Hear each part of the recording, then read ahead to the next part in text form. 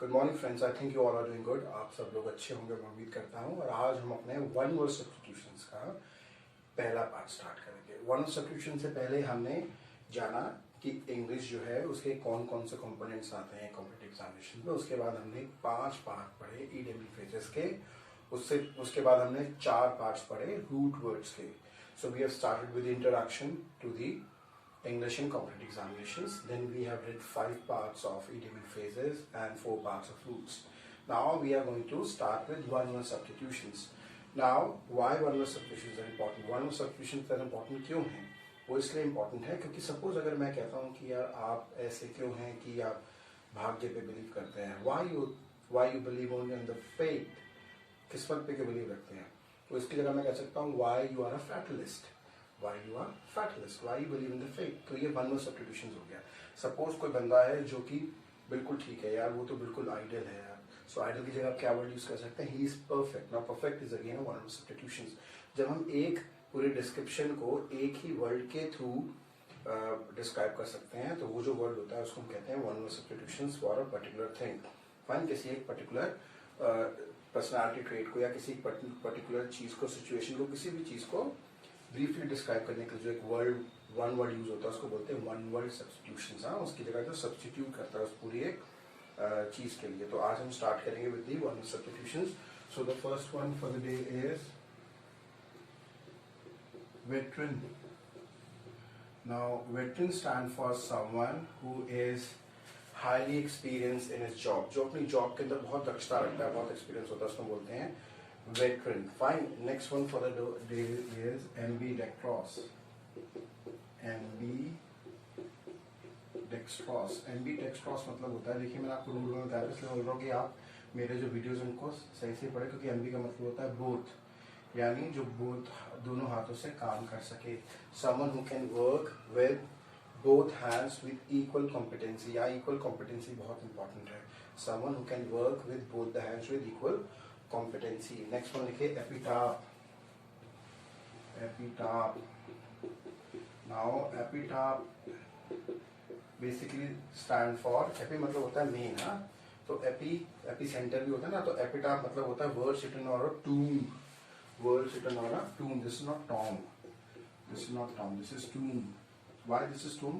जब हम स्पेलिंग का पार्ट करेंगे then we will go to know spelling and pronunciation का, then we go to know why this is not tomb and why this is tomb. So epitaph is word written on a tomb. जो एक tomb पे लिखे होते हैं उनको बोलते हैं epitaph. वो तो लिखे। Okay, so next one for the day is epithet. Epithet मतलब होता है an highly defamatory language और abusive language हम यूज करते हैं, उसको हम बोलते हैं epithet. नेक्स्ट लिखिए एपिग्राफ. एपिग्राफ. एपिग्राफ मीनिंग क्या होता है? एपिग्राफ होता है एन एनग्रेव इंस्क्रिप्शन। आप कहीं जाते हैं किसी हिस्टोरिक प्लेस पे तो वहां जो एनग्रेव इंस्क्रिप्शन बोलते हैं उसको बोलते हैं एपिग्राफ. नेक्स्ट वर्ड लिखें फॉर द डे इज, समझ में आ रहा ना आपको? अगर आपको नहीं आता then you have the comment section always. You can comment on the comment section if you're not able to understand anything. Next is surreptitious.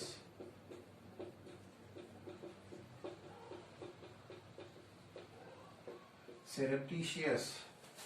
Surreptitious stand for something which is secretly done. He does all his work in very surreptitious manner. यानी बहुत secretly तरीके से अपने काम को अंजाम देता है वो. Next is devious.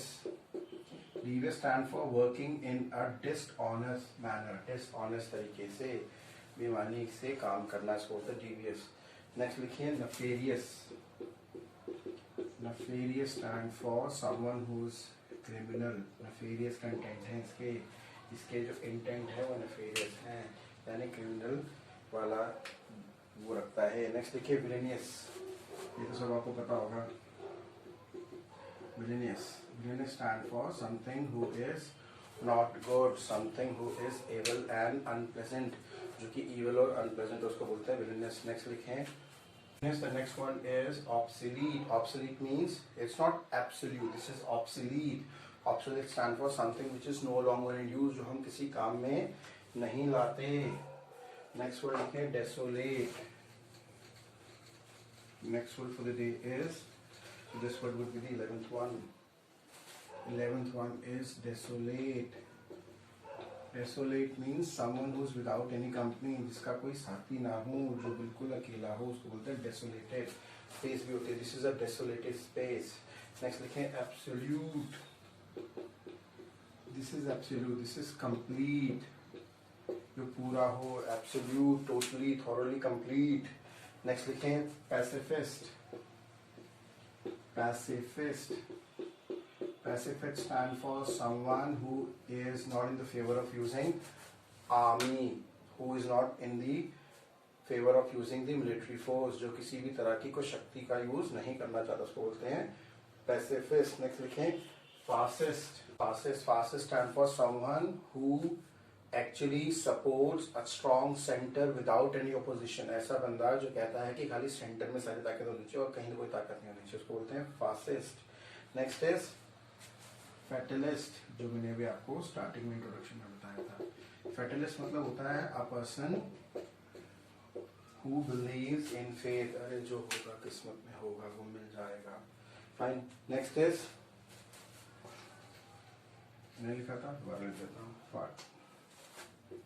fatalist. तो ये लिखे रहने देते 15 था. अभी हम आगे बढ़ते हैं. Okay, so the next one is, नहीं मेरे सामने कोई बैठा नहीं होता. आई जस्ट थिंक कि कोई बैठा है तो किस तरह से क्लास करनी चाहिए. That's the reason.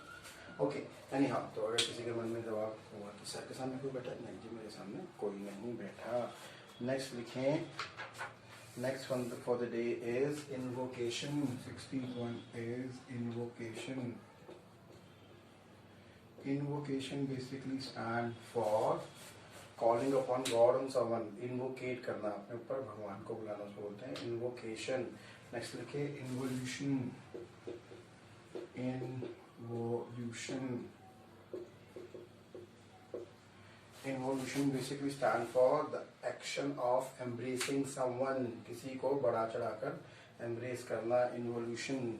Next लिखें revocation. रेवोकेशन. अब रेवोकेशन मतलब क्या होगा, देखिए अगर आप टू वर्ड का इस्तेमाल करेंगे तो आपको रेवोकेशन का मतलब हो जाएगा यानी रिवोक करना है ना, रिवोक. तो यहाँ पर रेवोकेशन आता है कैंसिल अ लॉ, कोई लॉ जो है उसको कैंसिल कर देना. नेक्स्ट लिखें 19 is claustrophobia.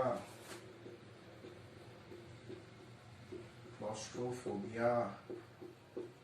Claustrophobia basically stand for fear of being confined in a small place. किसी एक जगह पर फंस जाने को हम कहते हैं क्लैस्ट्रोफोबिया. अगर आपने मूवी देखी होगी राजकुमार राव की एंट्रैप्ड, तो उस ट्रैप उसके अंदर आपको पता लग जाएगा कि क्लैस्ट्रोफोबिया, तो वो एक जगह में फंस जाता है ना, तो उसको क्लैस्ट्रोफोबिया बेचारा होता है और वो एक्चुअली में फंस भी जाता है. तो वैसा कर लगे मैं फंस जाऊँगा वैसा और जगह मेरे साथ बोलते हैं उसको क्लैस्ट्रोफोबिया.